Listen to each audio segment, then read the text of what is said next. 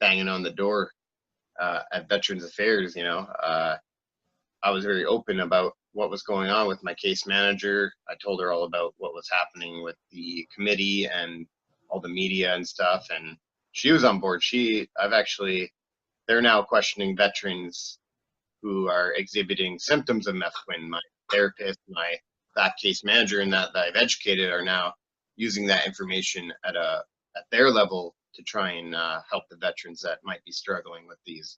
But at the higher echelons, they're not recognizing it. So, but the case-based manager level, I feel like they're getting it faster than the institution's willing to accept it.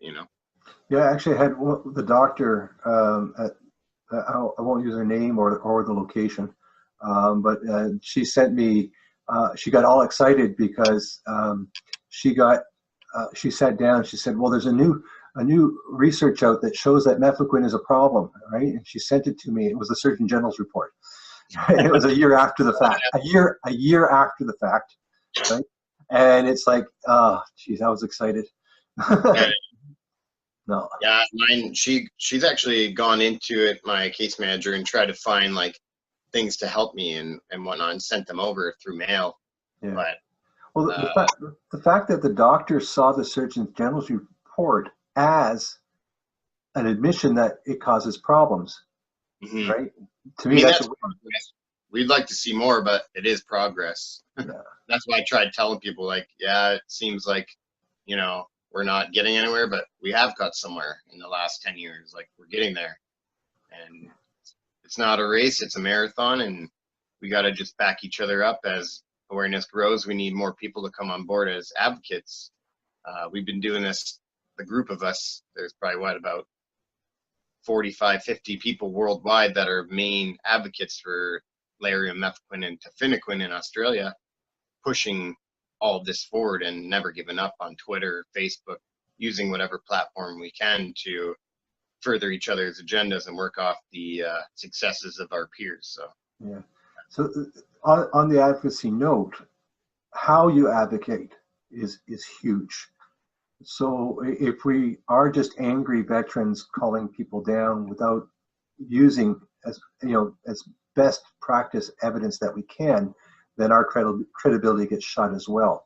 So we have to be careful just to continue to be professional, not to respond just out of anger, and to do these things correctly. Yeah, not everybody can be advocates. I understand a lot of people struggle, and I struggle myself. It's something that you have to do if you can do it. If not, we understand, like, we got you. Yeah, and take it back, rather than get angry, take a back seat and let someone else do it for you for a little while. Yeah. Share the load.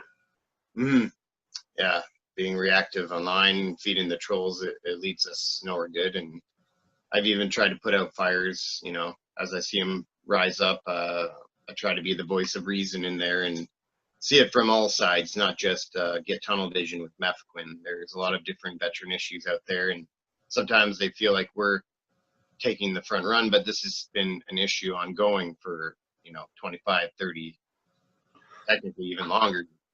What do you think it will take to get Canada civilians especially more vocal on them stating publicly they've been affected by Mefloquine? Yeah, I've talked to some American people who were in the Peace Corps and whatnot, and they're ignorant about Mefloquine. Like, they have no idea. I'm on these brain injury sites on social media, and sometimes a post will come up and it'll say, "How'd you get your brain injury?" I'll say, "Mefloquine, military, whatever." And I've had people come on there and just be like, "What? Mefloquine? I took that in the Peace Corps, or I took that on my trip to so-and-so." And they don't take it as long, but they don't even know that there's a risk associated with it. So I can only assume that the civilian market are even more or less informed than the military, because we're a small, closed community and we talk a lot, Yeah. So there is going to have to be an outreach program created sometime, but I think it's going to be holding the drug manufacturer and government accountable, and hopefully that's what we're doing with this lawsuit. moving forward, because there's a lot of potentially injured people going through life, maybe even committing suicide, that had no idea that they could have been even injured by their anti-malarial medicine on vacation, say to Africa or something like that. So, Yeah. and So, from the meeting, a lot more people have taken it in the civilian market than anything that the military's been given. So